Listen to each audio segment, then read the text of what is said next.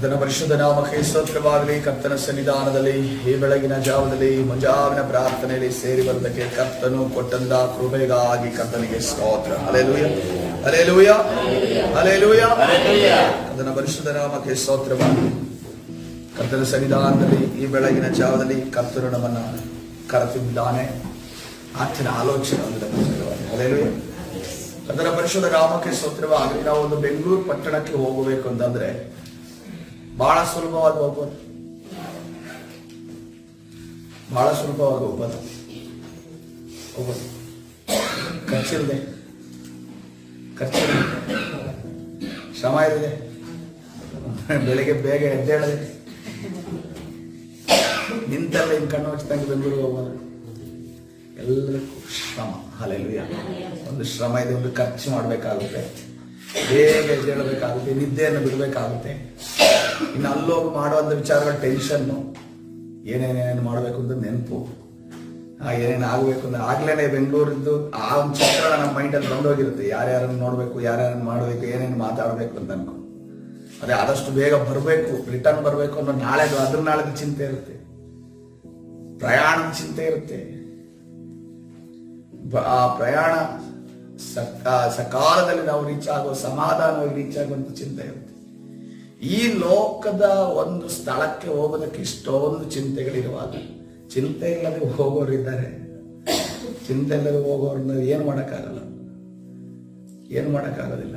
ನಾಳೆ ಈ ಹೋಗುವಂತ ಒಂದು ದಿವಸದ ಚಿಂತೆ, ಯಾಕಂದ್ರೆ ಟ್ರೈನಿಗೆ ಬರ್ತಾರಲ್ಲ, ಟ್ರೈನಿಗೆ ಅಥವಾ ಬಸ್ಸಿಗೆ ಬರ್ತಾರಲ್ಲ, ಆ ಟೈಮಿಂಗ್ಸ್ ಎಲ್ಲ ಹೇಳ್ಬೋದು ಇವನು ವ್ಯಕ್ತಿ ಜವಾಬ್ದಾರಿತ ಮನುಷ್ಯನ, ಜವಾಬ್ದಾರಿ ಅಲ್ಲದ ಮನುಷ್ಯನ ಅಂತ.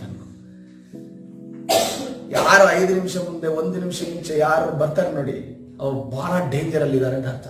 ಅವ್ರ ಜೀವನ ಬಹಳ ಡೇಂಜರ್ ಅಲ್ಲಿ ಇದೆ. ಯಾಕಂದ್ರೆ ಪರಲೋಕದ ವಿಚಾರ ಕೂಡ ಅವ್ರಿಗಿರುವಂತ ಆಲೋಚನೆ ಅಷ್ಟೇ. ಲಾಸ್ಟ್ ಬಸ್, ಲಾಸ್ಟ್ ಟೈಮ್ಗೆ ರನ್ನಿಂಗ್ ಅಲ್ಲಿ ಓಡಿ ಹಿಡಿಯೋದು ಬಹಳ ಕಷ್ಟಕರವಾದ ವಿಚಾರ. ರನ್ನಿಂಗ್ ಅಲ್ಲಿ ಓಡಿ ಹಿಡಿಯೋದು ಎಕ್ಸ್ಪೀರಿಯನ್ಸ್ ಮಾಡ್ಬೇಕು. ಮಂಗಳೂರು ಬಸ್ಸಲ್ಲಿ ಹೋಗ್ಬೇಕು. ಮಂಗಳೂರು ಬಸ್ಸಲ್ಲಿ ಅಂದ್ರೆ ಅಲ್ಲಿ ರನ್ನಿಂಗ್ ಅಲ್ಲಿ ಹೆಂಗ್ ಹಿಡಿಯೋದು ಅಂತ ಅನ್ಕೊಂಡು ರೈಟ್ ಎಕ್ಸ್ಪೀರಿಯನ್ಸ್ ಅಲ್ಲಿ ಆಗುತ್ತೆ. ಬಿದ್ದು ಒದ್ದಾಡಿಕೆಲ್ಲ, ಯಾಕಂದ್ರೆ ಯಾರೆಲ್ಲ ಎಕ್ಸ್ಪರ್ಟ್ ಆಗಿ ಅಲ್ಲಿ ರನ್ನಿಂಗ್ ಅಲ್ಲಿ ಬಸ್ ಹಿಡಿದಿರ್ತಾರೋ ಅವನು ಬಿದ್ದು ಹೊರಳಾಡಿನೇ ಅವನು ಬಸ್ ಹಿಡಿದಿರ್ತಾನೆ ಫಸ್ಟ್ಗೆ. ಆ ಹೋರಾಟನ ಮಾಡಿದೀನಿ. ಆದ್ರೆ ಪರಲೋಕ ರಾಜ್ಯಕ್ಕೆ ನಾವು ಹೋಗುವಂತ ಒಂದು ವಿಶ್ವಾಸಿಗಳು, ಮಕ್ಕಳು ನಾವಾಗಿದ್ದಾವೆ. ನಮ್ಮಲ್ಲೂ ಕೂಡ ಒಂದು ಅನೇಕ ಜವಾಬ್ದಾರಿಗಳು, ಅನೇಕ ಶ್ರಮಗಳು ನಮಗಿರಬೇಕು. ಯಾಕಂತಂದ್ರೆ ಮತ್ತಾಯನ ಸುವಾರ್ತೆ 11ನೇ ಅಧ್ಯಾಯ 12ನೇ ವಚನವನ್ನು ನೋಡುವಾಗ ವಾಕ್ಯ ಈ ರೀತಿಯಲ್ಲಿ ಇರ್ತದೆ. ಮತ್ತಾಯನ ಸುವಾರ್ತೆ 11ನೇ ಅಧ್ಯಾಯ 12ನೇ ವಚನ, ನಾವು ಈ ಲೌಕಿಕವಾಗಿ ಒಂದು ಸ್ಥಳದಿಂದ ಒಂದು ಸ್ಥಳಕ್ಕೆ ಹೋಗೋದಕ್ಕೆ ಇಷ್ಟೊಂದು ಶ್ರಮ, ಇಷ್ಟೊಂದು ಟೆನ್ಷನ್, ಚಿಂತೆ, ಇಷ್ಟೊಂದು ಆಲೋಚನೆಗಳು, ಇಷ್ಟೊಂದು ಖರ್ಚುಗಳು ನಾವು ಮಾಡ್ತೇವೆ ಅಂತಂದ್ರೆ ಪರಲೋಕ ರಾಜ್ಯಕ್ಕೆ ಹೋಗುವುದಕ್ಕೆ ಕೂಡ ಶ್ರಮ ಇದೆ. ಅಲ್ಲಿ ಈ ರೀತಿ ಹೇಳಲ್ಪಟ್ಟಿದೆ. ಮತ್ತಾಯನ ಸುವಾರ್ತೆ 11ನೇ ಅಧ್ಯಾಯ 12ನೇ ವಚನ, ಇದಲ್ಲೇ ಸ್ನಾನಿಕನಾದ ಯೋಹಾನನ ಕಾಲದಿಂದ ಈವರೆಗೂ ಪರಲೋಕ ರಾಜ್ಯವು ಏನಕ್ಕೊಳಗಾಗಿದೆ? ಬಲಾತ್ಕಾರಕ್ಕೊಳಗಾಗಿದೆ. ಬಲಾತ್ಕಾರಕ್ಕೆ ಅಂತಂದ್ರೆ ನಾವು ಸ್ವಾಧೀನಪಡಿಸಿಕೊಂಡು ನಾವು ಹೋಗ್ಬೇಕು, ನಾವು ಜಯ ಹೊಂದಿಕೊಂಡು ಹೋಗ್ಬೇಕು. ಬಲಾತ್ಕಾರ ಅಂತಂದ್ರೆ ಯಾಕೆ ಬಲಾತ್ಕಾರ ಇರುತ್ತೆ? ಈಗ ಯಾವ್ದಾದ್ರೂ ಒಂದು ಫ್ರೀ ಆಫರ್ ತಂದ್ಕೊಂಡು ಕೊಟ್ಟಾಗ ಅಲ್ಲಿ ಏನಾಗುತ್ತೆ? ಅಲ್ಲಿ ಬಲಾತ್ಕಾರ ಉಂಟಾಗುತ್ತೆ. ಏನಕ್ಕೆ ಬಲಾತ್ಕಾರ ಉಂಟಾಗುತ್ತೆ? ಆಫರ್ನ ತಗೊಳ್ಳೋದಕ್ಕೋಸ್ಕರವಾಗಿ ಜನ ದೊಂಬಿತರ ನುಗ್ತಾರೆ. ಬಾಗಿಲಿರೋದು ಖಾಲಿ ಒಂದು 4-5 ಅಡಿ ಇರೋದಾದ್ರೆ ಒಂದು 20 ಜನ ಒಂದೇ ಸರಿ ನುಗ್ಗಿದಾಗ ಯಾರು ಬಲಾತ್ಕಾರದಿಂದ ಒಳಗಡೆ ಹೋಗ್ತಾನೋ, ಯಾರು ನುಗ್ಗಿ ಒಳಗಡೆ ಹೋಗ್ತಾನೋ, ಯಾರು ತನ್ನ ಬಲ ಪ್ರಯೋಗವನ್ನ ಮಾಡ್ತಾನೋ, ಯಾರು ಹೋರಾಟವನ್ನ ಮಾಡ್ತಾನೋ, ಇಷ್ಟೊಂದು ಜನ ಇದ್ದಾರೆ, ನಾನು ಸಂಜೆ ಬರ್ತೀನಿ ಅನ್ಕೊಂಡ್ರೆ ಆಫರ್ ಸಿಗಲ್ಲ. ಆಫರ್ ಸಿಗಬೇಕು ಅಂತಂದ್ರೆ ಆ ಸಮಯದ ಒಳಗಡೆ ನಾವು ರೀಚ್ ಆಗಿ ಅದ್ರ ಒಳಗಡೆ ಹೋದ್ರೆ ಮಾತ್ರವೇ ಸಿಗೋದು. ಅದೇ ರೀತಿಯಲ್ಲಿ ಯೋಹಾನನ ಕಾಲದಿಂದ ಈವರೆಗೂ ಪರಲೋಕ ರಾಜ್ಯವು ಏನಕ್ಕೊಳಗಾಗಿದೆ? ಬಲಾತ್ಕಾರಕ್ಕೊಳಗಾಗಿದೆ. ಅಂದ್ರೆ ಶ್ರಮವನ್ನ ಅಥವಾ ತ್ಯಾಗವನ್ನ, ಏನಾದ್ರೂ ಹಾರ್ಡ್ ವರ್ಕ್ ಅಂದ್ರೆ ಶಾರೀರಿಕವಾಗಿ ಅಲ್ಲ, ಆತ್ಮಿಕವಾಗಿ ಹೋರಾಟವನ್ನು ಅನುಭವಿಸಿ ನಾವು ಒಳಗಡೆ ಅವರು ಬಲಾತ್ಕಾರಿಗಳು ನುಗ್ಗಿ ಅದನ್ನು ಸ್ವಾಧೀನ ಮಾಡಿಕೊಳ್ಳುತ್ತಾರೆ. ಹಲ್ಲೆಲೂಯಾ. ಕರ್ತನ ಪರಿಶುದ್ಧ ನಾಮಕ್ಕೆ ಸ್ತೋತ್ರವಾಗಲಿ. ನಾವು ಯಾವಾಗ ಹೋರಾಟವನ್ನ ನಮ್ಮ ಜೀವಿತದಲ್ಲಿ ನಾವು ಮಾಡ್ತೇವೋ ಆವಾಗ ಮಾತ್ರವೇ ನಾವು ನುಗ್ಗಿ ನಾವು ಪರಲೋಕ ರಾಜ್ಯವನ್ನ ಸೇರಿಸುವುದಕ್ಕೆ ಸಾಧ್ಯ. ಹಲ್ಲೆಲೂಯಾ. ಆದ್ರೆ ನೋಡ್ರಿ, ಒಂದನ್ನ ನಾವು ಅರ್ಥ ಮಾಡಿಕೊಳ್ಳಬೇಕು. ನಮ್ಮ ಜೀವಿತದಲ್ಲಿ ನಾವು ಪರಲೋಕ ರಾಜ್ಯವನ್ನ ಹೊಂದುವುದಕ್ಕೋಸ್ಕರವಾಗಿ ನಾವು ಹೋರಾಟವನ್ನ ನಡೆಸಿ ನಾನು ಈಸಿಯಾಗಿ ಹೋಗ್ಬೇಕಂದ್ರೆ ರಕ್ಷಣೆ ಈಸಿಯಾಗಿ ಸಿಗುತ್ತೆ. ರಕ್ಷಣೆ ಈಸಿಯಾಗಿ ಸಿಗುತ್ತೆ.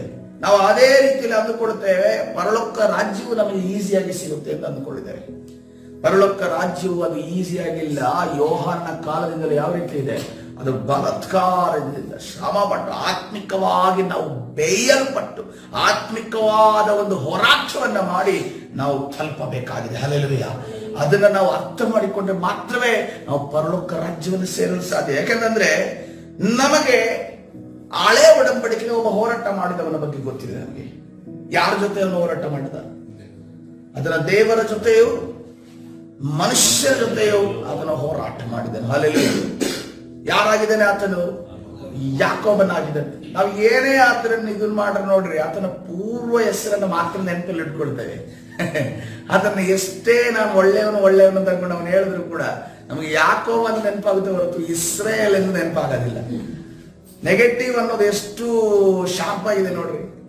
ಎಷ್ಟೇ ಒಳ್ಳೆತನ ಮಾಡಿದ್ರು, ಎಷ್ಟೇ ಒಳ್ಳೆ ಕಾರ್ಯಗಳನ್ನ ಮಾಡಿದ್ರು, ಎಷ್ಟೇ ಒಳ್ಳೆಯವನಾಗಿ ನಿಂತ್ರು ನಮಗೆ ಮೊದಲು ನೆನಪಾಗದು ಯಾವುದು? ನೆಗೆಟಿವ್. ಅದು ಮನುಷ್ಯನ ವಿಚಾರ. ಆದರೆ ಕರ್ತನು ಆತನ ನಂತರ ಯಾಕೋಬನೆಂದು ನಾನು ಕಳೆಯಲಿಲ್ಲ, ಅದನ್ನು ಇಸ್ರೇಲನೆಂದು ಕರೆದನೆಂದು ನೋಡ್ತೇವೆ. ಹಲ್ಲೆಲೂಯಾ. ನೋಡ್ರಿ, ಕರ್ತನ ಪರಿಶುದ್ಧ ಆದಿಕಾಂಡ 33ನೇ 20ನೇ ವಚನ, ಈ ಒಂದು ಸಮಸ್ಯೆ ಏನಿತ್ತು ಅನ್ನೋದನ್ನ ನಾವು ಆ ವಾಕ್ಯದಿಂದ ಅರ್ಥ ಮಾಡಿಕೊಳ್ಳಬಹುದು. ಆದಿಕಾಂಡ 33ನೇ 20ನೇ ವಚನ ಈ ರೀತಿಯಲ್ಲಿದೆ.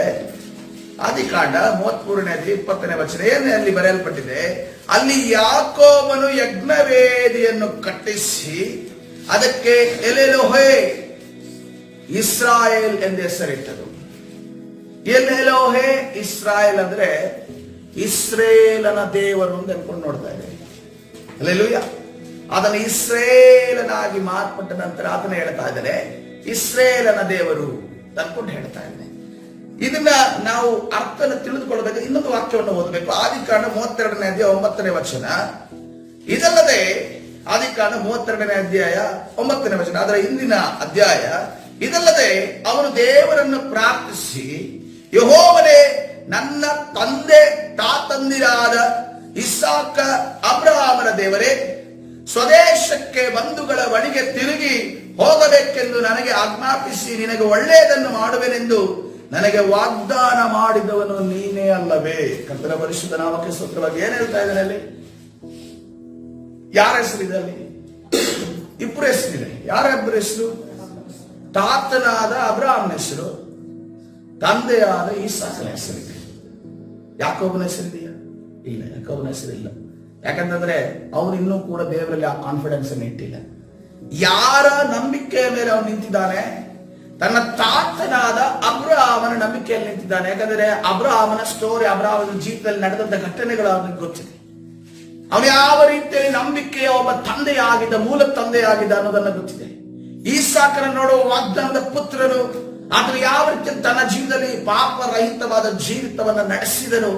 ಯಾವುದೇ ತಪ್ಪುಗಳಿದ್ದರೂ ಕೂಡ ತನ್ನನ್ನು ತಾನು ಅದರ ಪರಿವರ್ತನೆ ಮಾಡಿಕೊಂಡು ವಾಗ್ದಾನ ಒಂದು ಮಗನಾಗಿ ನಡೆಸಿದನು ಅನ್ನೋದು ಗೊತ್ತಿದೆ. ಆ ನಂಬಿಕೆಯ ಮೇಲೆ ಅವನು ಡಿಪೆಂಡ್ ಆಗಿದೆ. ಯಾರ ನಂಬಿಕೆ ಮೇಲೆ? ಅಬ್ರಹಾಮನ ನಂಬಿಕೆ. ಅದೇ ರೀತಿ ಇಸಾಕನ ನಂಬಿಕೆಯ ಮೇಲೆ ಡಿಪೆಂಡ್ ಆಗಿದೆ. ಅವರು ಆ ರೀತಿಯಲ್ಲಿ ನಡೆದುಕೊಂಡ್ರಲ್ಲ, ಆ ಕೃಪೆಯನ್ನಾದರೂ ನನ್ನ ಮೇಲೆ ಇಟ್ಟು ನನ್ನನ್ನು ಕಾಪಾಡು ಅನ್ನುವ ರೀತಿಯಲ್ಲಿ ಆತನ ಪ್ರಾರ್ಥಿಸ್ತಾ ಇದ್ದಾನೆ. ಇವತ್ತಿನ ದಿವಸ ನಾವು ಯಾರ ನಂಬಿಕೆಯ ಮೇಲೆ ನಿಂತಿದ್ದೇವೆ? ಯಾರ ನಂಬಿಕೆಯ ಮೇಲೆ ನಿಂತಿದ್ದೇವೆ? ನಮಗೆ ಹೇಳೋದಕ್ಕೆ ಸಾಧ್ಯ, ಕರ್ತನೇ ನಾನು ನಿನ್ನನ್ನು ನಂಬಿದ್ದೇನೆ, ನನ್ನನ್ನು ಆಶೀರ್ವದಿಸು, ನನ್ನನ್ನು ನಡೆಸು, ನನ್ನನ್ನು ಬಲಪಡಿಸಿ ಅಂತ ಹೇಳೋದಕ್ಕೆ ಸಾಧ್ಯನ? ಅನೇಕವರಿಗೆ ನಮಗೆ ಕಾನ್ಫಿಡೆನ್ಸ್ ಇರಲ್ಲ. ಯಾಕಂದ್ರೆ ನಮ್ಮ ನಂಬಿಕೆ ಪರಿಪೂರ್ಣವಾಗಿಲ್ಲ. ನಾವೇನ್ ಮಾಡ್ತೇವೆ? ನಮ್ಮನ್ನ ಯಾರು ನಮ್ಮ ಕುಟುಂಬದಲ್ಲಿ ನಮ್ಮನ್ನ ಕ್ರಿಸ್ತನಲ್ಲಿ ನಡೆಸಿರ್ತಾರೋ ಅವರ ನಂಬಿಕೆಯ ಬಗ್ಗೆ ನಾವು ಆವಾಗ ಆಲೋಚನೆ ಮಾಡ್ತೇವೆ. ಅಥವಾ ನಾವು ಮಾಡಿದಂತ ಕೆಲವು ಕಾರ್ಯಗಳು, ಈ ಸ್ಥಿತಿಯಲ್ಲಿ ನಾವು ದೇವರ ಜೊತೆ ಇರುವಂತ ನಂಬಿಕೆ ಪರಿಪೂರ್ಣವಿಲ್ಲದೆ ಯಾವುದೋ ಒಂದು ದಿವಸ ನಾವು ಮಾಡಿದಂತ ಆ ನಂಬಿಕೆ ಕಾರ್ಯಗಳನ್ನ ನೆನೆಸಿ ನಾವು ಪ್ರಾರ್ಥನೆ ಮಾಡ್ತೇವೆ. ಇವತ್ತಿನ ದಿವಸ ಕರ್ತನು ಹೇಳ್ತಾ ಇದ್ದಾರೆ, ಇವತ್ತು ಕೂಡ ನಿಮ್ಮ ನಂಬಿಕೆ ಪರಿಪೂರ್ಣವಾಗಿದೆ. ಹಲ್ಲೆಲೂಯಾ. ಯಾಕಂದ್ರೆ ಅದನ್ನು ನಂಬಿಗಸ್ತನಾಗಿದ್ದಾನೆ, ನಂಬಿಕೆಯನ್ನ ಪೂರೈಸಿ ನಡೆಸುವ ದೇವರಾಗಿದ್ದಾನೆ. ಹಲ್ಲೆಲೂಯಾ. ಅದನ್ನ ಹೇಳ್ತಾ ಇದ್ದೀನಿ ನೋಡ್ರಿ, ಇಲ್ಲಿ ಯಾಕೋಬನು ತನ್ನ ತಂದೆಯ ಮತ್ತು ತಾತನ ನಂಬಿಕೆಯಲ್ಲಿ ಎತ್ತಿ ಹಿಡಿತಾ ಇದ್ದಾನೆ. ಆದ್ರೆ ಆತನು 33ನೇ ಅಧ್ಯಾಯಕ್ಕೆ ಬರುವಾಗ ಆತನು ಹೇಳ್ತಾ ಇದ್ದಾನೆ, ಆತನು ಇಸ್ರೇಲನ ದೇವರು. ಹಲ್ಲೆಲೂಯಾ. ಆತನು ನನ್ನ ದೇವರಾಗಿದ್ದೇನೆ. ಯಾವ ರೀತಿಯಲ್ಲಿ ನನ್ನ ತಾತನಾದ ಅಬ್ರಹಾಮನಲ್ಲಿ ನಂಬಿಕೆ ಇತ್ತು, ನನ್ನ ತಂದೆಯಾದ ಈಸಾಕನಲ್ಲಿ ನಂಬಿಕೆ ಇತ್ತು, ಅದೇ ನಂಬಿಕೆ ಈಗ ನನ್ನಲ್ಲೂ ಇದೆ. ನಾನು ಕೂಡ ಯಜ್ಞವೇದಿಯನ್ನು ನಿರ್ಮಿಸಿ ನಾನು ಆರಾಧನೆ ಮಾಡುವವನಾಗಿದ್ದೇನೆ. Hallelujah, hallelujah. ಆ ನಂಬಿಕೆ ಇವತ್ತಿನ ದಿವಸ ನಮ್ಮ ಹೃದಯದಲ್ಲಿ ಬರಬೇಕಾಗಿದೆ. ಯಾಕೆಂದ್ರೆ ನೋಡ್ರಿ, ದೇವರ ಅನೇಕ ಕಾರ್ಯಗಳು, ದೇವರ ಅದ್ಭುತ ಕಾರ್ಯಗಳು ಅದನ್ನು ತನ್ನ ತಂದೆಯಿಂದ ತಾತನಿಂದ ಕೇಳಿಪಟ್ಟಿದೆ. ಹೆಂಗೆ? ಯೋಬನ ಪುಸ್ತಕಕ್ಕೆ ಹೋಗೋಣ, 42ನೇ 5ನೇ ವಚನ. ಎಲ್ಲವನ್ನ ಆತನು ತನ್ನ ತಂದೆಯಿಂದ ತಾತನಿಂದ ಕೇಳಿ ಆತನು ಇಂಥ ಒಬ್ಬ ದೇವರಿದ್ದಾನೆ, ಆತನು ದೇವರನ್ನ ನಂಬುವುದರಿಂದ ಆಶೀರ್ವಾದ ಆಗುತ್ತೆ ಅಂತ ಅನ್ಕೊಂಡು ಆತನ ನಂಬಿಕೊಂಡು ಬಂದಿದ್ದಾನೆ. ಯಾವ ರೀತಿಯಲ್ಲಿ ನೋಡುವಾಗ ನೋಡ್ರಿ, ಯೋಬನ ಪುಸ್ತಕ 42ನೇ 5ನೇ ವಚನ. ಯೋಬನ ಹೇಳ್ತಾನೆ, ಕಿವಿಯಿಂದ ನಿನ್ನ ವಿಷಯವನ್ನ ಕೇಳಿದ್ದೇನು, ಈಗಲಾದರೂ ನಿನ್ನನ್ನೇ ಕಣ್ಣಾರೆ ಕಂಡೆನು. ಹಲ್ಲೆಲೂಯಾ. ಕರ್ತನ ಪರಿಶುದ್ಧ ನಾಮಕ್ಕೆ ಸ್ತೋತ್ರವಾಗಲಿ. ಕಿವಿಯಿಂದಲೇ ನಾನು ನಿನ್ನ ಅತಿಶಯವಾದ ಕಾರ್ಯಗಳನ್ನ, ನೀನು ಮಾಡಿದಂತ ದೊಡ್ಡ ದೊಡ್ಡ ಕಾರ್ಯಗಳನ್ನ, ಸೃಷ್ಟಿಯ ವಿಚಾರಗಳನ್ನ ಕೇಳಿಸಿಕೊಂಡಿದ್ದೇನು. ಆದ್ರೆ ಈಗ ನಾನು ಏನಂತೆ ಕಣ್ಣಾರೆ ಕಂಡಿದ್ದೇನೆ. ಹಲ್ಲೆಲೂಯಾ. ಕಣ್ಣಾರೆ ಯಾವ್ದ್ರ ಮಧ್ಯದಲ್ಲಿ ಕಾಣ್ತಾ ಇದ್ದಾನೆ? ಯಾವ್ದ್ರ ಮಧ್ಯದಲ್ಲಿ ಯೋಬನ ಕಾಣ್ತಾ ಇದ್ದಾನೆ? ಬಿರುಗಾಳಿಯ ಮಧ್ಯದಲ್ಲಿ ಕರ್ತನನ್ನ ಕಾಣ್ತಾ ಇದ್ದಾನೆ. ಹಲ್ಲೆಲೂಯಾ. ಒಂದು ಶೋಧನೆಯ ಮಧ್ಯದಲ್ಲಿ ಕರ್ತನನ್ನ ಕಾಣ್ತಾ ಇದ್ದಾರೆ, ಒಂದು ಇಕ್ಕಟ್ಟಿನ ಮಧ್ಯದಲ್ಲಿ ಕರ್ತನನ್ನ ಕಾಣ್ತಾ ಇದ್ದಾರೆ, ಒಂದು ರೋಗದ ಮಧ್ಯದಲ್ಲಿ ಕರ್ತನನ್ನ ಕಾಣ್ತಾ ಇದ್ದಾನೆ. ನಾವು ಸುಮ್ಮನೆ ಕೂತಾಗ ಕರ್ತನನ್ನ ನಾವು ಜ್ಞಾನಿಸ್ತಿಲ್ಲ ಅಂತಂದ್ರೆ ಕರ್ತನ ಏನು ಮಾಡ್ತಾ ಇದ್ದಾರೆ? ನೀನು ನನ್ನನ್ನ ಕಾಣಬೇಕಾದ್ರೆ ನಿನ್ನ ಜೀವಿತದಲ್ಲಿ ಒಂದು ಬಿರುಗಾಳಿ ಹೇಳುವಂತ ಪರಿಸ್ಥಿತಿ ಎದುರಾಗ್ತದೆ. ಯಾಕಂದ್ರೆ ನಾನು ನಿನ್ನನ್ನು ಪ್ರೀತಿಸುವಾದನಾಗಿದ್ದೇನೆ. ನೀನು ಬಲಾತ್ಕಾರದಿಂದ ನನ್ನ ಬಳಿಗೆ ಬರುವುದಕ್ಕೆ ನೀನು ಪ್ರಯತ್ನ ಪಡ್ತಾ ಇಲ್ಲ. ಹಾಗಂತ ಹೇಳಿ ನಿನ್ನ ಆತ್ಮವನ್ನು ನಾನು ಬಿಟ್ಟು ಬಿಡುವವನಲ್ಲ. ನೀನು ನನ್ನ ಬಳಿಗೆ ಬರಬೇಕಾದ್ರೆ ಇಕ್ಕಟ್ಟುಗಳನ್ನ, ರೋಗಗಳನ್ನ, ಬಿರುಗಾಳಿಗಳನ್ನ, ಅಲೆಗಳನ್ನ ನಿನ್ನ ಜೀವಿತದಲ್ಲಿ ಎಬ್ಬಿಸಿ ದೇವರೇ ಯೇಸುವೇ ಎಂದು ಕೂಗುವಂತೆ ನಾನು ಮಾಡಲು ಬಯಸುವಾದನಾಗಿದೆ. ಹಲ್ಲೆಲೂಯಾ. ಯಾಕಂದ್ರೆ ನಿನ್ನನ್ನು ನಾನು ಉಂಟು ಮಾಡಿದೆವು ಈ ಲೋಕದಲ್ಲಿ ನಶಿಸಿ ಹೋಗುವುದಕ್ಕಲ್ಲ, ಅಥವಾ ನರಕಕ್ಕೆ ಒಂದು ಮೆಂಬರ್ ಜಾಸ್ತಿ ಆಗ್ಲಿ ಅಂತಲ್ಲ, ಪರಲೋಕ ರಾಜ್ಯಕ್ಕೆ ಬರಬೇಕೆಂದು ನಾನು ನಿನ್ನನ್ನು ಸೃಷ್ಟಿ ಮಾಡಿದ್ದೇನೆ. Hallelujah, hallelujah. ನೋಡ್ರಿ, ಈ ಯಾಕೋಬನು ಯಾವ ರೀತಿಯಲ್ಲಿ ಜೀವನ ಮಾಡ್ದ ಅಂತ ಅನ್ಕೊಂಡು ಪ್ರವಾದನೆ ಹೇಳುತ್ತಿರುವಂತಹ ಹೋಶೇಯನ ಹೇಳುತ್ತಿರುವ ಮಾತುಗಳನ್ನು ನಾವು ಗಮನಿಸಬೇಕು. ಹೋಶೇಯ ಪ್ರವಾದನೆ ಗ್ರಂಥ 12ನೇ ಅಧ್ಯಾಯ 3ರಿಂದ 5 ವಚನಗಳನ್ನು ನೋಡುವಾಗ ಫಸ್ಟ್ 12ನೇ ವಚನ ನೋಡಿಕೊಳ್ಳೋಣ. 12ನೇ ವಚನ. ಯಾಕೋಬನು, ಹೋಶೇಯ 12ನೇ ಅಧ್ಯಾಯ 12ನೇ ವಚನ. ಯಾಕೋಬನು ಪದ್ದಾನ್ ಅರಾಮಿಗೆ ಓಡಿ ಹೋದನು.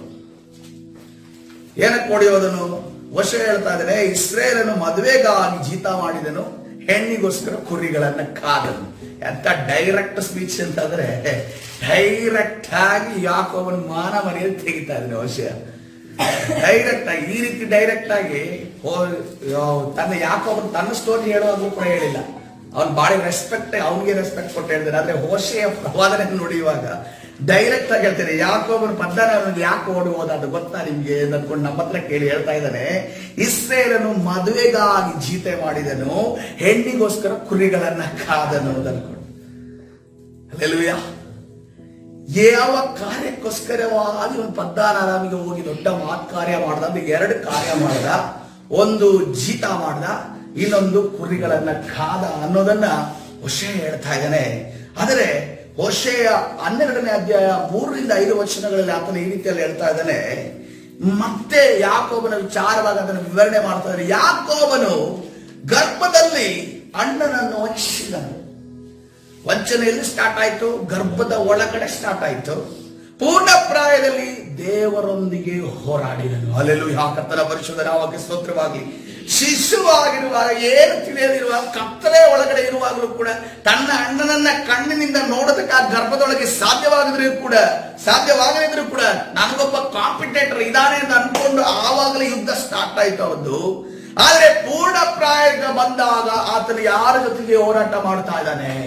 ಆತನು ದೇವರ ಜೊತೆ ಹೋರಾಟ ಮಾಡ್ತಾ. ಯಾಕೆಂತಂದ್ರೆ ಆತನು ತಿರುಗಿ ಬರುವಾಗ ಆತನು ಎಲ್ಲಿಗೆ ಬರ್ತಾ ಇದೆ? ತನ್ನ ಶತ್ರು ಆಗಿರುವಂತ ಒಂದು ಶಾರ್ಪ್ ಶೂಟರ್ ಆಗಿರುವಂತ ಅಣ್ಣನ ಬಳಿಗೆ ಬರುತ್ತೆ. ಒಂದು ವೇಳೆ ಇವನು ಯುದ್ಧಕ್ಕೆಂದೇ ಬರ್ತಾ ಇದ್ದಿದ್ರೆ, ಯುದ್ಧದ ಅನೌನ್ಸ್ಮೆಂಟ್ ಮಾಡ್ಕೊಂಡು ಬಂದಿದ್ರೆ, ಅವನಿಗೆ ಯಾವ ಒಂದು ಕುರಿ ದನಗಳು ಆಳುಗಳನ್ನ ಕೊಲ್ಲುವಂತ ಅವಶ್ಯಕತೆ ಏಸಾವನಿಗೆ ಇರಲಿಲ್ಲ.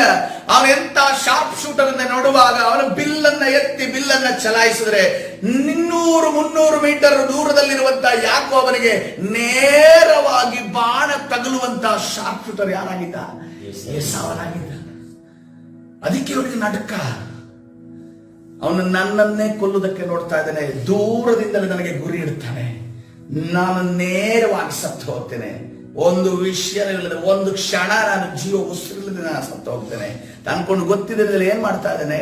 ಎಲ್ಲರನ್ನ ಕಳಿಸ್ತಾ ಇದ್ದಾನೆ, ಕಾಣಿಕೆಯನ್ನ ಕಳಿಸ್ತಾ ಇದ್ದೀನಿ ಅಂತ ಅನ್ಕೊಂಡು ತನ್ನ ಅಣ್ಣನನ್ನು ಮೆಚ್ಚಿಸೋದಕ್ಕೆ ಕಳೆದ. ಯಾಕೆ ಅಂತಂದ್ರೆ ಕರ್ತನ ಹೇಳಿದ್ದಾನೆ, ನೀನ್ ಎಲ್ಲಿ ಹೋಗ್ಬೇಕು? ನಿನ್ನ ಪಿತೃಗಳ ದೇಶಕ್ಕೆ ನೀನು ತಿರುಗಿ ಹೋಗ್ಬೇಕು. ಯಾರೇ ಆದ್ರೂ ಕೂಡ ಕೊಲ್ಲುವವನು ಪಿತೃಗಳ ದೇಶದಲ್ಲಿ ಒಬ್ಬ ಇದ್ದಾನೆ. ನೀನು ಪಿತೃಗಳ ದೇಶಕ್ಕೆ ತಿರುಗಿ ಹೋಗಬೇಕು ಅಂತ ಅನ್ಕೊಂಡು ದೇವರಂದಾಗ ಯಾರಾದ್ರೂ ಹೋಗ್ತಾರೆ? ಹೋಗೋದಕ್ಕೆ ಸಾಧ್ಯ ಆಗೋದಿಲ್ಲ, ಅಷ್ಟು ಸುಲಭ ಅಲ್ಲ. ಪ್ರಾಣವನ್ನ ಒತ್ತಿಟ್ಟಿಗೆ ಇಟ್ಟು ತಿರುಗಿ ಹೋಗೋದಕ್ಕೆ ಸಾಧ್ಯ. ಆದ್ರೆ ಯಾಕೋಬನಿಗೆ ಒಂದು ಗೊತ್ತಾಯ್ತು, ಇನ್ನು ನಾನು ಬದುಕೋದಾದ್ರೆ ನನ್ನ ದೇವರಿಂದಲೇ, ಹಲ್ಲೆಲೂಯಾ. ಇನ್ನು ನಾನು ಜೀವನ ಮಾಡೋದಾದ್ರೆ ನನ್ನ ದೇವರಿಂದಲೇ, ಇನ್ನು ನನಗೆ ಬದುಕೋದಕ್ಕೆ ಜಾಗ ಇಲ್ಲ. ಯಾಕೆಂತಂದ್ರೆ ಏನ್ ಮಾಡಿದಾನೆ? ಆಶೀರ್ವಾದವನ್ನ ಪಡೆಯುವುದಕ್ಕೋಸ್ಕರವಾಗಿ ಅಣ್ಣನ ಸ್ಥಾನವನ್ನ ಇವನು ತಗೊಂಡು ತಮ್ಮನ ಸ್ಥಾನವನ್ನ ಅಣ್ಣನಿಗೆ ಕೊಟ್ಟ. ಆದ್ರೆ ಅದು ತಪ್ಪು ಎಂದು ಎಲ್ಲಿ ಗೊತ್ತಾಯ್ತು ಅವನಿಗೆ ಗೊತ್ತಾ? ಮದುವೆ ಆಗೋದಕ್ಕೆ ಹೋಗ್ತಾನೆ. ಯಾರನ್ನು ಹೋಗಿದ್ದು ಮದುವೆ ಆಗೋದಕ್ಕೆ? ಅಕ್ಕನನ್ನ ಮದುವೆ ಆಗಕ್ಕೆ ಹೋಗಿದ್ದು. ಯಾರನ್ನ ಮದುವೆ ಆಗಿದ್ದು? ತಂಗಿಯನ್ನ ಮದುವೆ ಆದ. ಎಕ್ಸಾಕ್ಟ್ಲಿ ಇವನೇನ್ ಮಾಡಿದ್ನೋ ಅದೇ ರೀತಿಯಲ್ಲಿ ಅವನಿಗೆ ಬಂತು ಎಂದು ನಾವು ನೋಡ್ತೀವಿ. ನಮ್ಮ ಜೀವಿತದಲ್ಲೂ ಅಷ್ಟೇ, ನಾವೇನು ಮಾಡ್ತೇವೋ ಅದು ನಮಗೆ ತಿರುಗಿ ಬರುತ್ತೆ. ಯಾಕಂದ್ರೆ ದೇವರು ಅರ್ಥ ಮಾಡಿಸ್ಬೇಕಲ್ಲ, ತಿಳಿಸ್ಬೇಕಲ್ಲ, ಪಾಠವನ್ನ ಕಲಿಸ್ಬೇಕಲ್ಲ. ನಿಮ್ಮ ಆತ್ಮ ದೇವರಿಗೆ ಬೇಕಲ್ಲ. ದೇವರು ನಮ್ಮನ್ನ ಪ್ರೀತಿ ಮಾಡ್ತಾನಲ್ಲ. ಹಲ್ಲೆಲೂಯಾ. ಕರ್ತನ ಪರಿಶುದ್ಧ ನಾಮಕ್ಕೆ ಸ್ತೋತ್ರವಾಗಲಿ. ಆದ ನಂತರ ಹೌದು, ದೇವದೂತನ ಸಂಗಡ ಹೋರಾಡಿ ಗೆದ್ದನು ಎಂದು ಬರೆಯಲ್ಪಟ್ಟಿದೆ. ಹಲ್ಲೆಲೂಯಾ. ಅಳುತ್ತಾ ಆತನ ಕೃಪೆಯನ್ನ ಬೇಡಿಕೊಂಡರು. ಯೆಹೋವನೆಂಬ ಸೇನಾಧೀಶ್ವರನ ದೇವರು ಅವನನ್ನು ಬೇತೇಲಿನಲ್ಲಿಯೂ ಕಂಡು ಅಲ್ಲಿ ನಮ್ಮೊಡನೆ ಮಾತಾಡಿದನು. ಹಲ್ಲೆಲೂಯಾ. ಎಂತ ಮಾತಿದು! ಏನಂತೆ ಆ ವಾಕ್ಯವನ್ನ ನೋಡ್ರಿ, ಗಮನಿಸ್ರಿ. ಹೌದು, ದೇವದೂತನ ಸಂಗಡ ಹೋರಾಟ ಮಾಡಿದ. ನಾವು ಓದಿದ್ದೀವಿ ಸತ್ಯವೇದದಲ್ಲಿ. ಅಳುತ್ತಾ ಆತನ ಕೃಪೆಯನ್ನ ಬೇಡಿಕೊಂಡನು. ಯೆಹೋವನೆಂಬ ಸೇನಾಧೀಶ್ವರ ದೇವರು ಅವನನ್ನು ಬೇತೇಲಿನಲ್ಲಿಯೂ ಕಂಡು. ಯಾರ ಜೊತೆ ಮಾತಾಡಂತೆ? ನಾವೆಲ್ಲಿ ಆ ಟೈಮಲ್ಲಿ ಬೇತೇಲಿನಲ್ಲಿದ್ವಿ? ನಾವು ಯಾರು ಬೇತೇಲಿಗೆ ಹೋಗಿದ್ವಿ? ಇಸ್ರೇಲ್ ಬಾರ್ಡರೇ ಬಿಟ್ಟಿಲ್ಲ ಇದುವರೆಗೂ. ಬೇತೇಲಿಗೆ ಹೋಗಿದ್ವಿ. ಆ ಸಮಯದಲ್ಲಿ ಹುಟ್ಟಿದಲ್ಲಿ ಯಾಕೋಬನ ಒಳಗಡೆ 12 ಕುಲಗಳಿದ್ದವು ಪ್ರೇರೆ. ಹಲ್ಲೆಲೂಯಾ. ಆ ಕುಲಗಳ ಜೊತೆ ಯಾಕೋಬನ ಮುಖಾಂತರವಾಗಿ ಕರ್ತನು ಮಾತಾಡ್ತಾನೆ. ಆ ಕುಲಗಳ ಮುಖಾಂತರವಾಗಿ ಕರ್ತನು ಅಲ್ಲಿರುವ ಇಸ್ರೇಲ್ ಜನರ ಜೊತೆ ಮಾತಾಡ್ತಾ ಇದ್ದಾನೆ. ಆ ಕುಲಗಳ ಮುಖಾಂತರವಾಗಿ ಕರ್ತನು ಸೃಷ್ಟಿ ಮಾಡಿದ ಸರ್ವ ಜನಾಂಗದ ಜೊತೆ, ನಮ್ಮ ಜೊತೆ ಆತನು ಮಾತನಾಡುವವನಾಗಿದ್ದಾನೆ. ಆತನು ಮಾತನಾಡಿದಾತನಾಗಿ ಅದಕ್ಕೋಸ್ಕರವಾಗಿ ಯೆಹೋವನೆಂಬುದೇ ಆತನನ್ನು ಸ್ಮರಿಸುವ ನಾಮಧೇಯ ಎಂದು ನಾವು ನೋಡುತ್ತೇವೆ. ಯಾಕಂದ್ರೆ ಯೆಹೋವನೆಂದ್ರೆ ಇರುವಾತನ ಎಂದು ನಾವು ನೋಡ್ತೇವೆ. ಆತನು ನಮ್ಮ ಜೊತೆ ಇರುವಾತನ ಪ್ರಿಯರೇ. ಯಾಕೋಬನ ಮುಖಾಂತರವಾಗಿ, ಯಾಕೋಬನ ತಲೆಮಾರುಗಳ ಮುಖಾಂತರವಾಗಿ ನಮ್ಮ ಜೊತೆ ಮಾತನಾಡಿದ್ದಾನೆ. ಆತನು ಇವತ್ತಿನ ದಿವಸ ಯಾಕೋಬನ ರೀತಿಯಲ್ಲಿ ನಾವು ಕರ್ತನ ಜೊತೆ ಹೋರಾಡಿ, ಕರ್ತನ ಏನಕ್ಕಾಗಿ ಹೊರಡಬೇಕು? ಸೈತಾನನ ರೀತಿಯಲ್ಲಿ ಹೋರಾಡೋದಲ್ಲ. ನಿಮಗೆ ಸಿಂಹಾಸನ ನನಗೆ ಕೊಡು ಅಂತ ಅನ್ಕೊಂಡು ಕೇಳೋದಲ್ಲ. ನೀನಲ್ಲ ದೇವರು, ನಾನೇ ದೇವರು ಅಂತ ಅನ್ಕೊಂಡು ಆ ಹೋರಾಟದ ಬಗ್ಗೆ ಮಾತಾಡ್ತಾ ಇಲ್ಲ. ದೇವರು ಏನನ್ನ ಕೇಳ್ತಾ ಇದ್ದಾರೆ? ನಿನ್ನ ಆಶೀರ್ವಾದವನ್ನ, ನಿನ್ನ ಕೃಪೆಯನ್ನ ನನಗೆ ಅನುಗ್ರಹಿಸು. ನಾವು ವಾಕ್ಯವನ್ನ ಕೇಳ್ತಾ ಇದ್ದೇವೆ. ಆರಂಭಕ್ಕಿಂತ ಅಂತ್ಯವೇ ಲೇಸು. ಹಲ್ಲೆಲೂಯಾ. ಅಂತ್ಯ ಆಗೋದಕ್ಕೆ 2 ದಿವಸಗಳು ಬಾಕಿ ಇದೆ. ಈ ವರ್ಷ ಅಂತ್ಯ ಆಗೋದಕ್ಕೆ 2 ದಿವಸಗಳು ಬಾಕಿ ಇದೆ. ನನಗೆ ಎಷ್ಟು ಜನ ನೀವು ಉಪವಾಸವನ್ನು ಪ್ರಾರಂಭ ಮಾಡಿದ್ದೀರಾ ಅಂದ್ರೆ ನನಗೆ ಗೊತ್ತಿಲ್ಲ. ಈ ಉಪವಾಸಕ್ಕೆ ಯಾವುದೇ ಒತ್ತಡ ಇಲ್ಲ. ಆದ್ರೆ ಉಪವಾಸ ಮಾಡೋದು ನಿಮ್ಮ ವೈಯಕ್ತಿಕ ಆಗಿದೆ. ನೀವು ಈ ವರ್ಷವನ್ನ ಒಂದು ಉನ್ನತವಾಗಿ ಫಿನಿಶ್ ಮಾಡಬೇಕು ಅಂತಂದ್ರೆ ಯಾಕೋಬನ ರೀತಿಯಲ್ಲಿ ನಮಗೊಂದು ಎನ್ಕೌಂಟರ್ ಆಗಬೇಕು. ಹಲ್ಲೆಲೂಯಾ. ಯಾಕೋಬನ ರೀತಿಯಲ್ಲಿ ವೈಯಕ್ತಿಕವಾದ ಒಂದು ದೇವರ ಜೊತೆ ಸಂಧಿಸುವಿಕೆ ನಮಗೆ ಉಂಟಾಗಬೇಕಾಗಿದೆ. ಹಲ್ಲೆಲೂಯಾ. ನಾವು ಈ ಲೋಕದಲ್ಲಿ ಸಂತೋಷವಾಗಿ, ಈ ಲೋಕದ ವಿಜೃಂಭಣೆಯಿಂದ ಸಂತೋಷವಾಗಿ ಜೀವಿಸುವುದಕ್ಕೆ ನಾವು ಬಂದಿಲ್ಲ. ಪರಲೋಕ ರಾಜ್ಯಕ್ಕೋಸ್ಕರ ಸಿದ್ಧವಾಗುವುದಕ್ಕೋಸ್ಕರವಾಗಿ ಬಂದಿದ್ದೇವೆ. ಅದರ ಮಧ್ಯದಲ್ಲಿ ನಮಗಿರುವ ಕೊರತೆ, ಅಗತ್ಯತೆ ಎಲ್ಲವನ್ನ ಕರ್ತನು ಪೂರೈಸುವಾತನಾಗಿದ್ದಾನೆ. Hallelujah, hallelujah.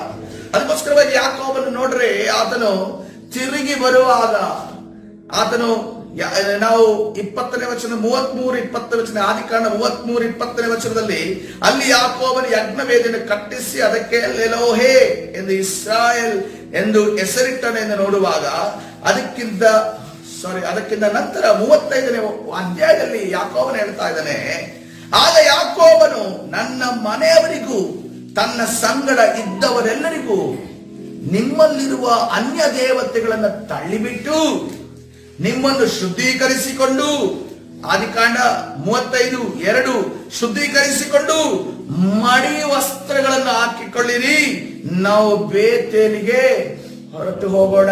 ಯಾಕೆಂದ್ರೆ ನನಗೆ ಅಲ್ಲಿ ಒಂದು ಸಂದರ್ಶನ ಉಂಟಾಯ್ತು. ಹಲ್ಲೆಲೂಯಾ. ದೇವರ ಒಂದು ಎನ್ಕೌಂಟರ್ ನನಗೆ ಉಂಟಾಗಿದೆ. ಆ ಒಂದು ಸಂಧಿಸುವಿಕೆಯಲ್ಲಿ ನನ್ನ ಜೀವಿತ ಬದಲಾವಣೆ ಆಗಿದ್ವಲ್ಲ. ನಾನು ಅವತ್ತಿನ ದಿವಸವೇ ತಾನೇ ಈ ಲೋಕ ಬಿಟ್ಟು ಇನ್ನೊಂದು ಲೋಕ ಇದೆ, ನನ್ನ ದೇವರಿದ್ದಾನೆ, ಆ ಪರಲೋಕವನ್ನು ನಾನು ಆ ಸ್ಥಳದಲ್ಲೇ ನೋಡಿದ್ದಲ್ಲ. ಆ ಹೊರಟು ಹೋಗೋಣ. ಕಷ್ಟ ಕಾಲದಲ್ಲಿ ನನ್ನ ವಿಜ್ಞಾಪನೆಯನ್ನು ಲಾಲಿಸಿ ನಾನು ಹೋದ ಮಾರ್ಗದಲ್ಲೆಲ್ಲ ನನ್ನ ಸಂಗಡ ಇದ್ದ ದೇವರಿಗೆ ಅಲ್ಲಿ ಯಜ್ಞ ವೇದಿಯನ್ನು ಕಟ್ಟಿಸುತ್ತೇನೆ. ಹಲ್ಲೆಲೂಯಾ. ಕರ್ತನ ಪರಿಶುದ್ಧ ನಾಮಕ್ಕೆ ಸ್ತೋತ್ರವಾಗಲಿ. ಕಷ್ಟ ಕಾಲದಲ್ಲಿ ನಮ್ಮನ್ನ ಬಿಡಿಸಿದ ದೇವರು ನಮ್ಮ ಮುಂದೆ ಇದ್ದಾನೆ ಪ್ರಿಯರೇ. ಆತನಿಗೋಸ್ಕರ ಈ ಉಳಿದ 2 ದಿವಸಗಳ ಕಾಲ ನಾವು ಯಜ್ಞ ವೇದಿಯನ್ನು ಕಟ್ಟುವವರಾಗೋಣ. ಹಲ್ಲೆಲೂಯಾ. ಉಪವಾಸವೆಂಬ ಯಜ್ಞ ವೇದಿಯನ್ನು ಕಟ್ಟುವವರಾಗೋಣ. ಪ್ರಾರ್ಥನೆ ಎಂಬ ಯಜ್ಞ ವೇದಿಯನ್ನು ಕಟ್ಟೋಣ. ನಾವು ಯಾಕೋಬನಂತಿರುವಂತಹ ಸ್ವಭಾವಗಳೆಲ್ಲವೂ ಕೂಡ ಹೇಗೆ ಮಾರ್ಪಡಬೇಕು? ಇಸ್ರಾಯೇಲರಾಗಿ ದೇವರ ಸಂಗಡ ಆತನ ಜೊತೆ ಕೂರುವವರಾಗಿ ನಾವು ಮಾರ್ಪಡಬೇಕಾಗಿದೆ. ಹಲ್ಲೆಲೂಯಾ. ಕರ್ತನ ಸನ್ನಿಧಾನ ಇದು ನಮಗೆ ಮಾಡುವುದಕ್ಕೆ ಸಾಧ್ಯನ ಪ್ರಿಯರೇ? ಹಲ್ಲೆಲೂಯಾ. ಕರ್ತನ ಸನ್ನಿಧಾನ ಇದನ್ನು ನಾವು ಮಾಡುವುದಕ್ಕೆ ಸಾಧ್ಯನ. ಉಪವಾಸ ಒಂದು ವೇಳೆ ನಿಮಗೆ ಆರೋಗ್ಯದ ನಿಮಿತ್ತ ತೆಗೆದುಕೊಳ್ಳೆ ಆಗದೆ ಹೋದ್ರೂ ಕೂಡ 1-2 ಗಂಟೆಗಳ ಕಾಲ ಕರ್ತನ ಸನ್ನಿಧಾನದಲ್ಲಿ ಸಮಯ ಕಳೆಯುವುದಕ್ಕೆ ನಮಗೆ ಸಾಧ್ಯನ. ನಮ್ಮನ್ನ ನಾವು ಪರೀಕ್ಷಿಸಿಕೊಳ್ಳುವುದಕ್ಕೆ ಸಾಧ್ಯನ. ಅನೇಕ ಜನರು ನನಗೆ ಹೇಳ್ತಾರಲ್ಲ, ನೀನು ಸರಿ ಇಲ್ಲ ಅಂತ ಅನ್ಕೊಂಡು ಯಾಕೆ ಸರಿ ಇಲ್ಲ ಅನ್ನೋದನ್ನ ಆಲೋಚನೆ ಮಾಡೋದಕ್ಕೆ ಸಾಧ್ಯನ? ಆಲೋಚನೆ ಮಾಡೋದಕ್ಕೆ ಸಾಧ್ಯ? ಯಾರಾದ್ರೂ ಒಂದು ಪಾಯಿಂಟ್ ಔಟ್ ಮಾಡ್ತಿದಾರಲ್ಲ ತಪ್ಪನ್ನ, ಆ ತಪ್ಪು ನನ್ನಲ್ಲಿ ಇದೆಯಾ ಅಥವಾ ಸುಮ್ನೆ ಅವ್ರು ಹೇಳ್ತಾ ಇದಾರ ಅನ್ನೋದನ್ನ ಇವತ್ತು. ಯಾಕಂದ್ರೆ ಕೆಲವು ಸರಿ ಏನಾಗುತ್ತೆ ಅಂತಂದ್ರೆ, ನೋಡ್ರಿ, ನಾನು ಗಮನಿಸಿದ್ದೇನೆ, ಮಕ್ಕಳಿಗೂ ಕೂಡ ನಾವು ಪರೀಕ್ಷೆಗಳನ್ನ ಕೊಡುವಾಗ ಈ ಟೆಕ್ಸ್ಟ್ ಬುಕ್ಸ್ ಇರ್ತಲ್ಲ, ಟೆಸ್ಟ್ ಅಂದ್ರೆ ಪರೀಕ್ಷೆ ಕೊಟ್ಟೊಂದು ಬುಕ್ ಇರುತ್ತೆ, ಕರೆಕ್ಷನ್ ಮಾಡೋದಕ್ಕೆ ಕೊಡ್ತಾರೆ. ಕರೆಕ್ಷನ್ ಮಾಡುವ ಒಬ್ಬರನ್ನ ನೇಮಿಸ್ತಾರೆ. ಒಬ್ಬರು ನೇಮಿಸಿದ್ರೆ ನೀವು ನೋಡ್ರಿ, ಬೇರೆಯವರೆಲ್ಲ ಕರೆಕ್ಷನ್ ಅವನು ಸ್ಟ್ರಿಕ್ಟ್ ಆಗಿ ಮಾಡ್ತಾನೆ. ಅವನ ಬುಕ್ ಬರ್ಲಿ, ಟೆಕ್ಸ್ಟ್ ಬುಕ್ ಬಹಳ ಲಿಬರಲ್ ಆಗಿ ಮಾಡ್ತಾನೆ. ಇದು ತಪ್ಪು, ನಾನು ತಪ್ಪಾಗಿ ಬರ್ದಿದ್ದೆ, ನಂಗೆ ಗೊತ್ತಿಲ್ಲದೆ ಬರ್ದಿದ್ದೀನಿ ಇದು ಅನ್ಕೊಂಡಲ್ಲಿ ಮಾರ್ಕ್ ಮಾಡೋದಿಲ್ಲ, ಏನು ಮಾಡೋದು, ಚೆನ್ನಾಗಿ ಮಾರ್ಕ್ ಕೊಡ್ತಾನೆ. ಅದೇ ರೀತಿಯಲ್ಲಿ ನಮ್ಮ ತಪ್ಪುಗಳು ನಮ್ಮ ಮುಂದೆ ಕಂಡಾಗ ನಾವು ನಮಗೆ ಕೃಪೆ, ಕರುಣೆ, ದಯೆಯನ್ನು ಬಯಸ್ತೇವೆ. ಆದ್ರೆ ಇನ್ನೊಬ್ಬರು ನಮ್ಮ ತಪ್ಪನ್ನ ನೋಡುವಾಗ ಅವರು ಕೃಪೆ, ಕರುಣೆ ಅಂತ ಹೇಳಿದ್ರೆ ಅವನು ಹಿಂಗ್ ತಪ್ಪು ಮಾಡ್ದ ಅಂತ ಅನ್ಕೊಂಡು ಹೇಳೋದು, ಅವನಿಗೆ ಪಾಯಿಂಟ್ ಔಟ್ ಮಾಡಿನೇ ಹೇಳ್ತಾನೆ ಅವನು. ಸೊ ಇವತ್ತಿನ ದಿವಸ ಯಾರ್ಯಾರು ನಮ್ಗೆ ಈ ತಪ್ಪುಗಳಿದೆ ಅಂತ ಅನ್ಕೊಂಡು ಹೇಳಿದಾರಲ್ಲ, ಅವರ ಮೇಲೆ ಕುದಿಯೋದನ್ನ ಬಿಟ್ಟು ಹೌದಾ ಅಂತ ಅನ್ಕೊಂಡು ಆಲೋಚನೆ ಮಾಡಿ. ಹೌದಾ, ಈಗ ಯಾಕೋಬನಿಗೆ ಯಾಕೋಬ ಅಂತ ಅನ್ಕೊಂಡು ಎಷ್ಟು, ಒಂದು ವೇಳೆ ಯಾಕೋಬ ಜೀವಂತವಾಗಿದ್ದರೆ ನಮ್ಮನ್ನು ಏನ್ ಮಾಡ್ತಿದ್ರೆ? ಅವನು ಹೇಳ್ತಾ ಇದ್ದೆ, ನಾನು ಪರಿಶುದ್ಧನಾಗಿ ಇಸ್ರೇಲ್ ಆಗಿದ್ದೀನಿ, ನೀನು ಇಸ್ರೇಲ್ ಆದ್ರೂ ಕೂಡ ನೀನು ತಿರುಗಿ ಯಾಕೋಬ ಅಂತ ಅನ್ಕೊಂಡು ಹೇಳ್ತೀರಿ, ನಿಮ್ಗೆ ಎಷ್ಟು ಧೈರ್ಯ ಇರಬೇಕು ನಿಮ್ಗೆ ಅಂತ ಅನ್ಕೊಂಡು ಯಾಕೋಬ ಹೇಳ್ತಾ ಇದ್ದೆ. ಸೊ ಇವತ್ತಿನ ದಿವಸ ಯಾಕೋಬನಂತ ಗುಣಗಳು ನಮ್ಮಲ್ಲಿ ಯಾವ್ದಾದ್ರು ಇರೋದಾದ್ರೆ ಅವಲೋಕನ ಮಾಡಿಕೊಳ್ಳೋಣ ಪ್ರೇರೆ, ಅವಲೋಕನ ಮಾಡಿಕೊಳ್ಳೋಣ. ಇವತ್ತು ನಾವು ತಿದ್ದಲಿಲ್ಲ ಅಂತಂದ್ರೆ ಇನ್ಯಾವತ್ತೂ ತಿದ್ದಕ್ಕಾಗಲಿಲ್ಲ. ಈ ಒಂದು ಕ್ಷಣಗಳಲ್ಲಿ ನಾವು ತಿದ್ದಲಿಲ್ಲ ಅಂತಂದ್ರೆ, ನಾನು ನಂದೇ ದಾರಿ, ನಂದೇ ಇದು, ನಾನು ಹಿಂಗೆ ಇರೋದು ಅಂತ ಅನ್ಕೊಂಡು ಜೀವನ ಮಾಡ್ಕೊಂಡು ಹೋದ್ರಿ ಅಂತಂದ್ರೆ ನಾವ್ ಯಾರನ್ನು ಬ್ಲೇಮ್ ಮಾಡೋದಕ್ಕಾಗಲ್ಲ. ನಾವೇನ್ ಗೊತ್ತಾ, ಬೇರೆಯವ್ರ ಮೇಲೆ ಹೊರೆ ಹಾಕಿ ನಾನು ಹಿಂಗೆ ಇರೋದು, ನನ್ನನ್ನು ಸಹಿಸ್ಕೊಂಡು ಹೋಗು ಅಂತ ಅನ್ಕೊಂಡು ನಾವು ಮಾಡ್ತಾ ಇದ್ದೀವಿ ಎಲ್ರು. ನಾನು ಹಿಂಗೆ ಇರೋದು, ನೀನು ಸಹಿಸ್ಕೊಂಡು ಹೋಗು ಅನ್ನೋ ರೀತಿಯಲ್ಲಿ ಹೇಳ್ತೀವಿ. ಇವತ್ತಿನ ದಿವಸ ನಾವು ಬದಲಾವಣೆ ಆಗಿಲ್ಲ ಅಂತಂದ್ರೆ ದೇವರು ನಮಗೆ ಮತ್ತೊಂದು ಚಾನ್ಸ್ ಕೊಡ್ತಾನೆ ಇಲ್ಲೋ ನಮಗೆ ಗೊತ್ತಿಲ್ಲ. ಕರ್ತನ ಸನ್ನಿಧಾನದಲ್ಲಿ ಸಮಯದಲ್ಲಿ ನಮ್ಮನ್ನು ನಾವು ತಗ್ಗಿಸಿಕೊಳ್ಳೋಣ ಪ್ರಿಯರೇ. ಹಲ್ಲೆಲೂಯಾ.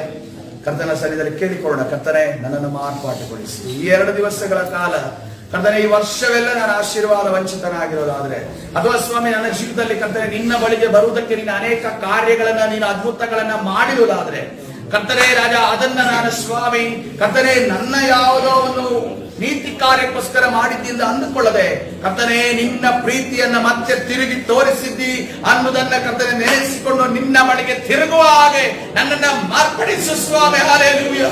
ಪರಿಶುದ್ಧರಾದ ದೇವರೇ, ಬಾಯಿ ತೆರೆದು ಕರ್ತನ ಸನ್ನಿಧಾನದಲ್ಲಿ ಹೇಳ, ಕರ್ತನೇ ನನ್ನಲ್ಲಿ ಒಂದು ಮಾರ್ಪಾಟನ್ನು ತೆಗೆದುಕೊಂಡ ಸ್ವಾಮಿ, ನೀನು ತೆಗೆದುಕೊಂಡು ಬರುವುದಕ್ಕಾಗಿ ಸ್ತೋತ್ರ. Hallelujah, hallelujah.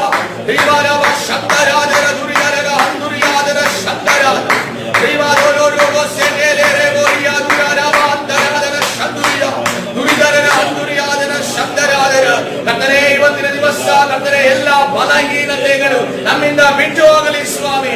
ಯಾರು ನಮ್ಮನ್ನ ಕೈ ತೋರಿಸಿ ಈ ತಪ್ಪು ನಿನ್ನಲ್ಲಿ ಇದೆ ಅಂತ ಹೇಳಿದಾರೋ ಕರ್ತನೆ, ಅದನ್ನ ಅವಲೋಕಿಸುವ ಹಾಗೆ, ಹೌದಾ ನನ್ನಲ್ಲಿ ಆ ತಪ್ಪು ಇದೆಯಾ ಅನ್ನೋದನ್ನ ಕರ್ತನೆ ಪರೀಕ್ಷಿಸುವ ಹಾಗೆ ನನ್ನಲ್ಲಿ ಜೀವನದಲ್ಲಿ ಮಾರ್ಪಾಡು ತೆಗೆದುಕೊಂಡು ಬಾ ಸ್ವಾಮಿ.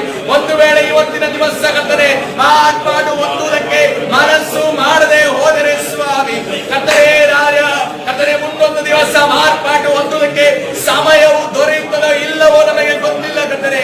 ಅದಕ್ಕೋಸ್ಕರವಾಗಿ ನಿನ್ನ ಕಡೆ ತಿರುಗ್ತಾ ಇದ್ದೇವೆ, ನಿನ್ನ ಕಡೆ ತಿರುಗ್ತಾ ಇದ್ದೇವೆ, ನಿನ್ನ ಕಡೆ ತಿರುಗ್ತಾ ಇದ್ದೇವೆ.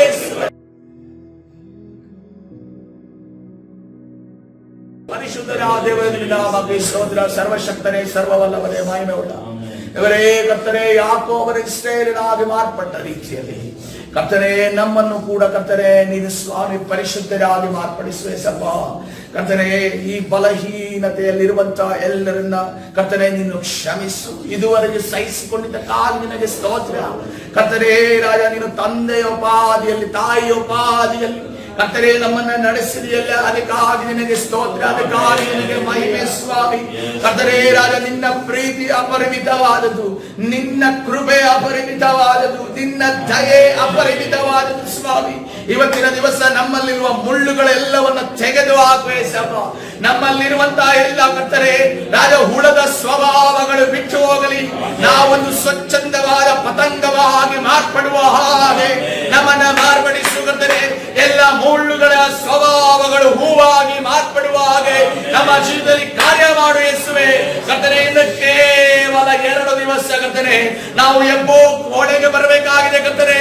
ಎಬ್ಬೋಕೆಂದು ನೋಡುವಾಗ ಕರ್ತನೆ ಅದು ಹೋರಾಟದ ಸ್ಥಳ ಆಗಿದೆ ಕರ್ತನೆ. ನಿನ್ನ ಸನ್ನಿಧಿಯಲ್ಲಿ ಆಶೀರ್ವಾದವನ್ನು ಹೊಂದುವುದಕ್ಕೆ ನಾವೊಂದು ಹೋರಾಟವನ್ನ ಮಾಡುವ ಹಾಗೆ ನಮ್ಮ ಜೀವನದಲ್ಲಿ ಒಂದು ಕರ್ತನೆ ನಿನ್ನ ಸಂಧಿಸುವಿಕೆ ಎನ್ಕೌಂಟರ್ ಉಂಟಾಗುವಾಗ ನೀನು ಕಾರ್ಯ ಮಾಡು ಸ್ವಾಮಿ.